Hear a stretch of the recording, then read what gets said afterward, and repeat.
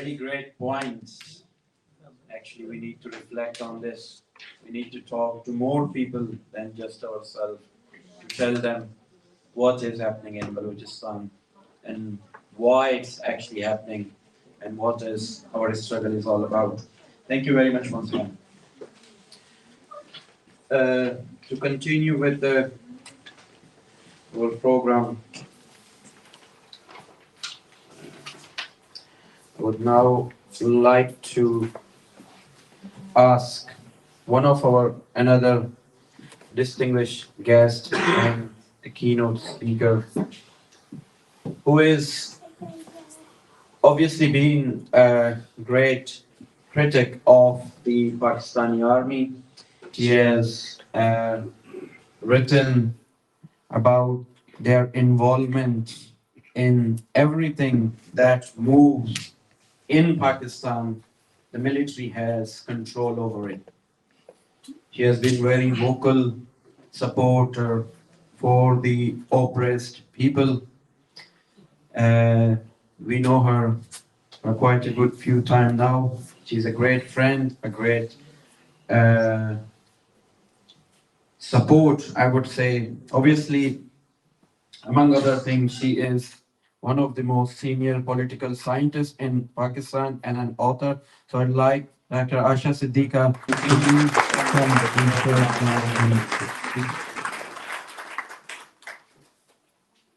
Thank you so much. Truly grateful to BNM to invite me again this year. You know, this year when I got the invitation to come and speak here, I thought to myself, I said, do I even have the right to say anything? Because it's you people who have lost your loved ones. Brothers, fathers, uncles, very close relations. Who is better?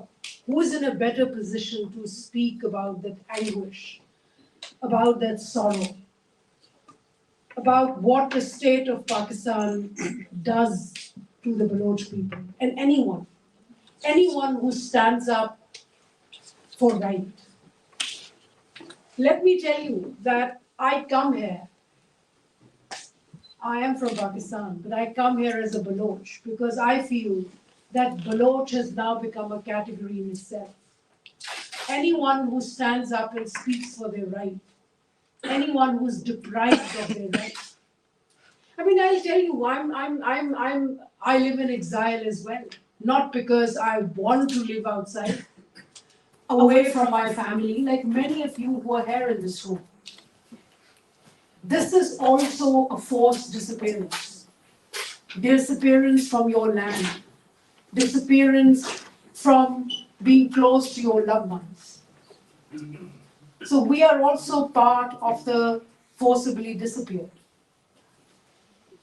And I feel that from that point of view, I mean, besides the point that I also have Baloch blood in me, my grandmother was a Baloch, I feel that politically, I fall into the category where I consider myself a Baloch. You know, the first time I really got exposed to the Baloch issue was in 2014. 2014, when Mama Qadir did his first long march from Quetta to Islamabad. I'm not a political activist, I'm just a writer. I've written 2 books, I write about the military, I write about geostrategy, geopolitics. And I've never been an activist. I mean, I don't go, you won't find me normally out testing. But I remember that year, I decided to come out, decided to go to Pindi to receive Mama Qadir. And my intention was very simple. You may not politically agree with my intention, right? My intention was that, look, as member of the civil society of Pakistan, if today I sit home, I have no right to convince these people to remain living with me in Pakistan. I have to get out. State can be cruel, but I can't be party to that cruelty. And I have to tell those people, who are coming, marching all the way, walking all the way from Quetta, from Balochistan, that look, I stand with you.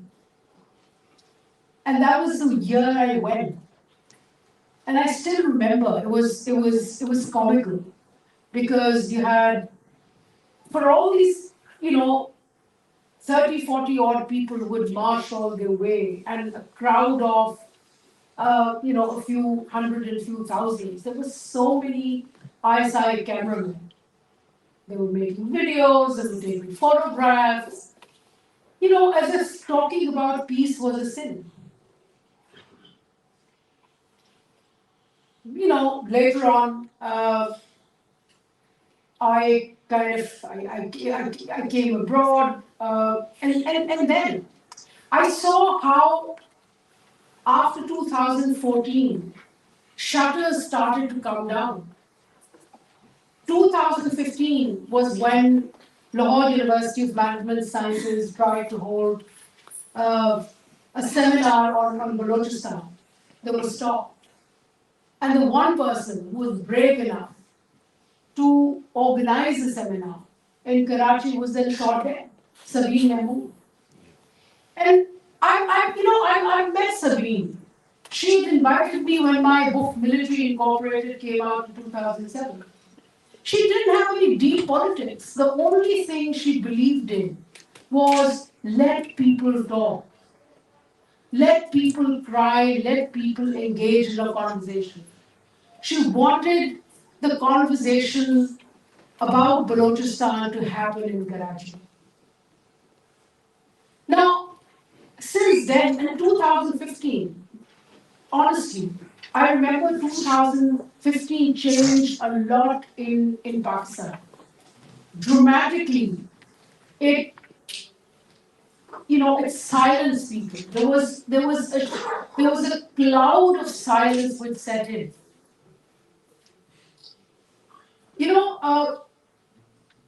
The young speaker, Alia, the first one who spoke. I remember I noticed, she said, these atrocities are by Pakistan. No, it's by the Pakistani state. Let there be a difference. I mean, there are people, ordinary people who live very ordinary lives can also be very scared by the state. But people in Pakistan, the rest of Pakistan, outside Balochistan, used to speak about Balochistan until people began to get killed for taking the name of Balochistan. 2015 was dramatic, and I believe that the actual policy shift had started happening before. I mean, it started to happen between 2012 and 13, when the military decided that it's going to clamp down, it's going to use an iron fist, an iron hand, to stop, people raising voices. And so, consistently, there has been increase in people disappearing. There have been, more cases of people getting picked up.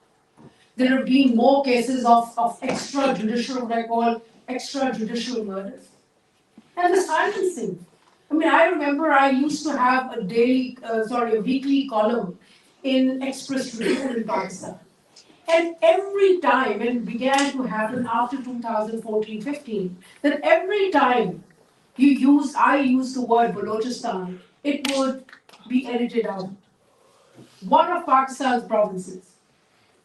I mean, what is this ghost province that we are talking about? So that force is something which is imposed on people, and they have consistently done so. Again, going back to 2014 when I came out to receive Mama Khatir, my wish was to tell these people, the Baloch would march all the way, that look, I feel for you. I'm not such a bad person, we can continue to live. today I have nothing to tell you. I mean, I come to this hall with my head bowed in shame that, we've been unable to stop as people, we've been unable to stop what the state continues to do to the people in Balochistan and also in Khyber Pakhtunkhwa. And now it has begun to happen.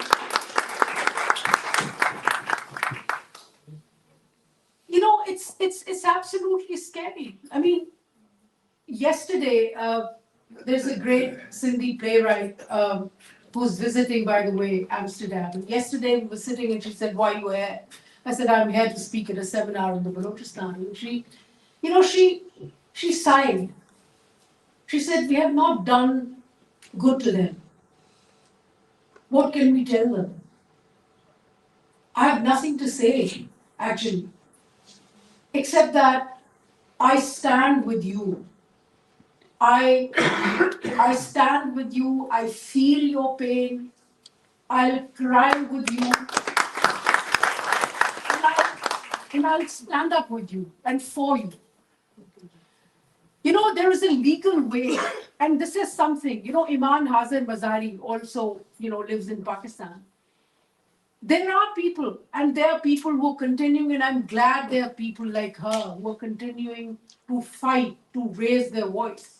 Now, all that is being said is that, look, if you have evidence against these people, then there are courts of laws in that country.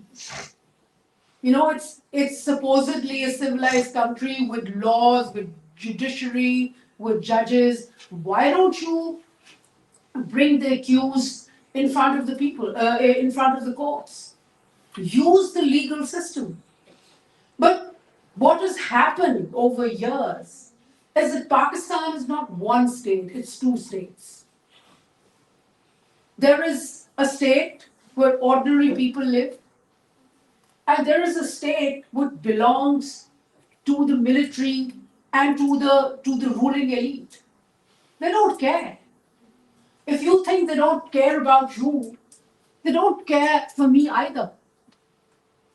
What they want is their power.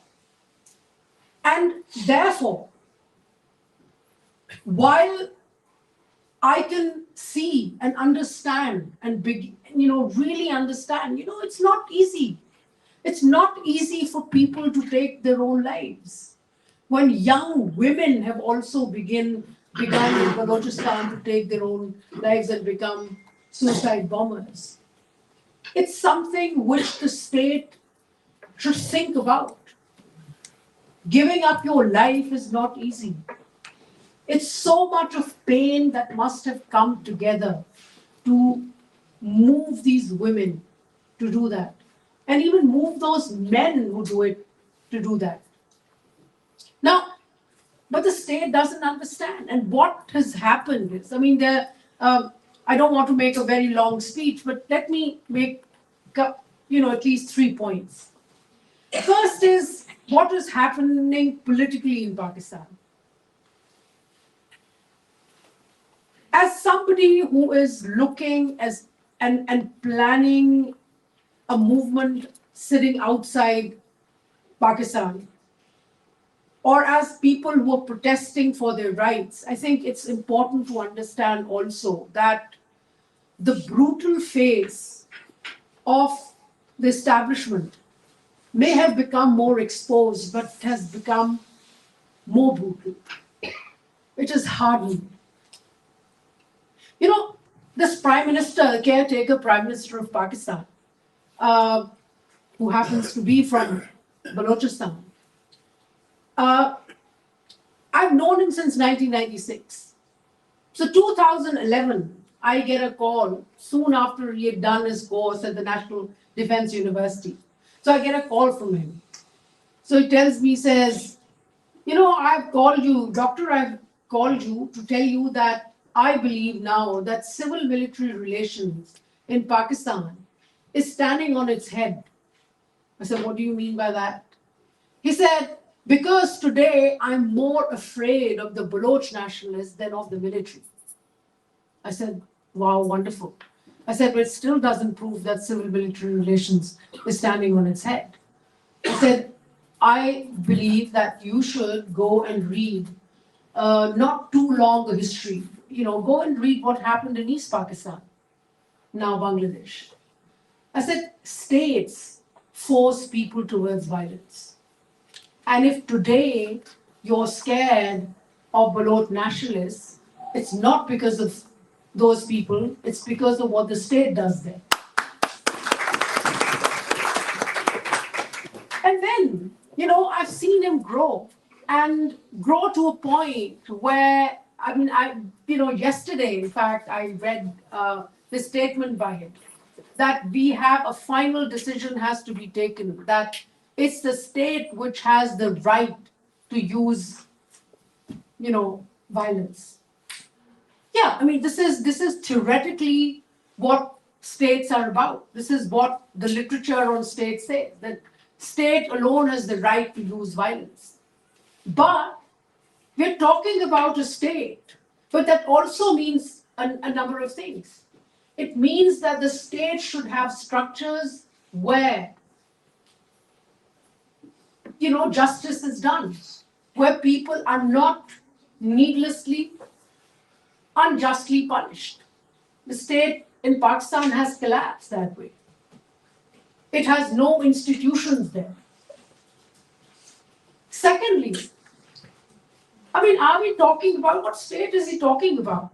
Anwar Kakar, what state is he talking about? Is he talking about a state which for years, since the 1980s, for the Americans, for this one, for that one, for somebody, for themselves, has actually used, it has outsourced violence to non-state actors. It brought non-state actors, violent non-state actors to Balochistan. It has brought violent non-state actors even to Sindh, to South Punjab, to Saraiki Vaseb, where I come from. So, what is he talking about? But what he is saying is actually the face of the state. That it's not ashamed of what it's doing, not at all.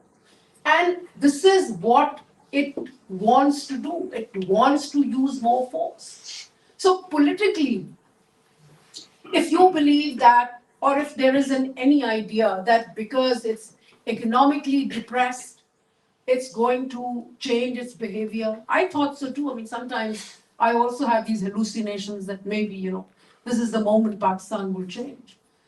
Rest of Pakistan may be changing, but the establishment hasn't, and it won't. It has become more hard. The only difference, I'll tell you, which has come, is that today's establishment is less ashamed of indulging in illegitimate, violent behavior. It's not going to stop. This military at once upon a time used to be careful not to get unpopular, amongst people. Now it doesn't care.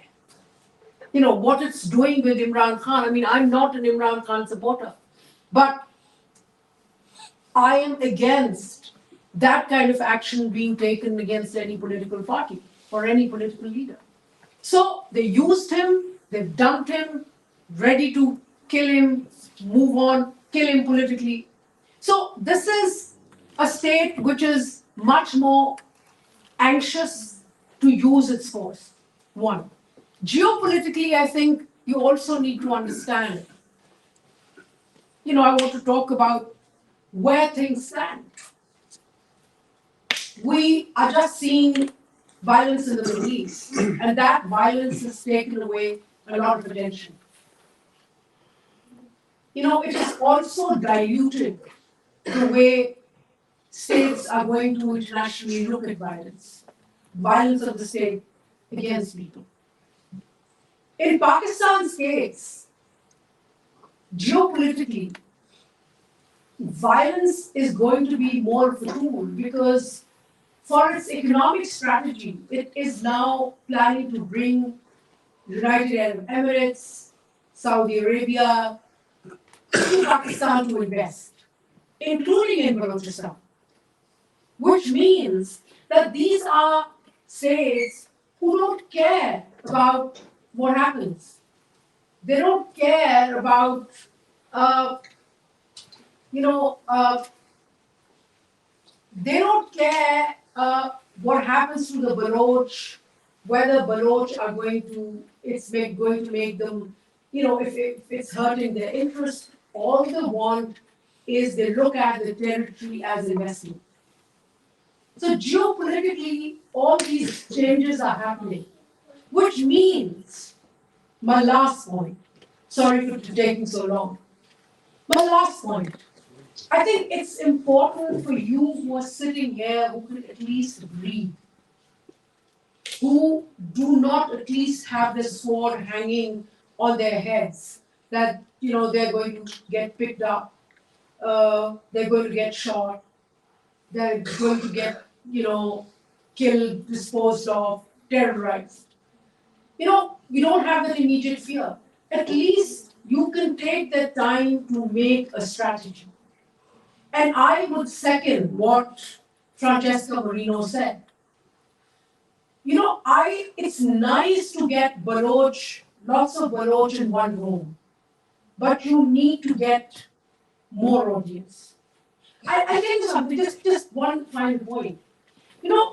About 5 years, 4 years ago, I happened to go to there was a literature festival in Hay By in England. It's a week-long literature festival, great, writers, books, etc., etc. And I remember I walked into a hall where Ilan Pape was talking about Palestine, about the biggest jail in the world. And what surprised me, what I found very exciting was hundreds of people sitting there silently and listening. There are many reasons why the West is kind of more programmed to listen about Middle East and not about you, not about, people like us. But that's the important thing. That is the attention that you need to draw. That's the audience. I remember some friends of mine, it was Sabine Mahmood's anniversary. I think it was her third or fourth anniversary. And that anniversary, I was in England, we decided instead of going and protesting outside Downing Street or in front of Pakistan High Commission, we decided to draw her face, write what her ideology was, what she died for, in Trafalgar Square. And people came. People were curious. People were anxious. People were anxious to know. Sad to say, but for your voice to grow, for your voice to be heard in the world, for people to notice that something really bad is happening to people in Balochistan, I think you have to market your tears, your fears well. I leave you with this thought. Thank you.